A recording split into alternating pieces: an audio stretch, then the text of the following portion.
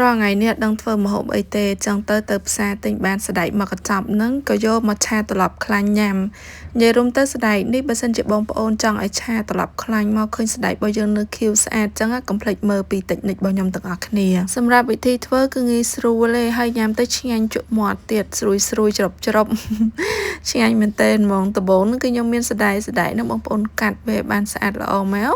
សម្រាប់ប្រវែងវិញបងប្អូនកាត់តាមចំណូលចិត្តចាចូលចិត្តខ្លីដាក់ខ្លីចូលចិត្តរាងវែងដាក់តាមនឹងទៅដើម្បីសណ្ដែករបស់យើងពណ៌ខៀវស្អាតហ្នឹងគឺយើងយកវាមកស្រុះជាមួយនឹងទឹកក្តៅស្រុះដាំទឹកក្តៅពុះទៅយកទឹកក្តៅមកចាក់ត្រាំវាប្រហែលជា5នាទីទៅបានហើយបន្ទាប់មកយកទៅលាងមួយទឹកត្រជាក់ចេញវិញរាល់ថ្ងៃនេះជាចុងភៅមែនតែក៏មិនភ្លេចថែរក្សាជាមួយនឹងសម្រស់ដែរចាបើថានិយាយពីរឿងសម្រស់វិញគឺផាត់មុខរាល់ថ្ងៃហ្មងអញ្ចឹងដើម្បីកុំឲ្យមុខរបស់យើងមានមុនខ្សាច់មុនការមុនកប់មុនអីហ្នឹងគឺខ្ញុំជូតជាមួយនឹងសម្លេងជូតមុខអេលសានិយាយរួមទៅគឺជូតហើយជួយមុខរបស់យើងហ្នឹងបាត់មុនខ្ទុះមុនសាច់មុនកប់មុនអីហ្នឹងគឺល្អខ្លាំងមែនទែនបងប្អូនជូតមួយថ្ងៃ2ដងលាងមុខស្អាតហើយចំយើងជូ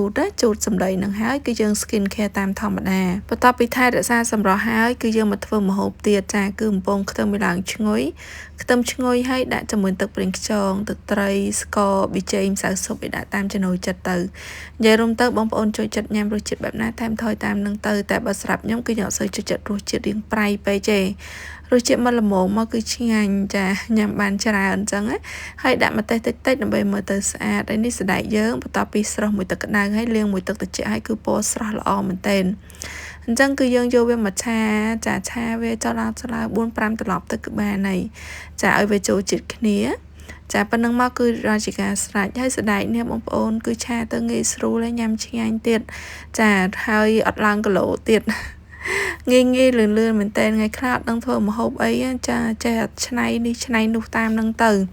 ព្រោះមករយៈនេះខ្ញុំចូលធ្វើការទៅគឺខ្ញុំរវល់ខ្លាំងអញ្ចឹងទៅគឺអត់សូវមានពេលបានធ្វើអីទេ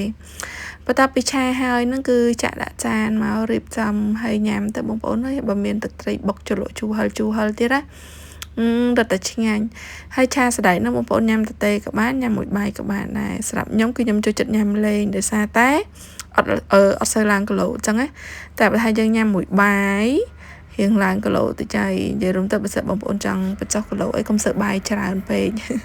តែបាននិយាយចឹងណាមើលបាយអ្នកញ៉ាំឡើងមួយចានតែមួយចានហ្នឹងមួយចានបានណាបងប្អូនបាច់ថែមបាច់អីទៀតទេ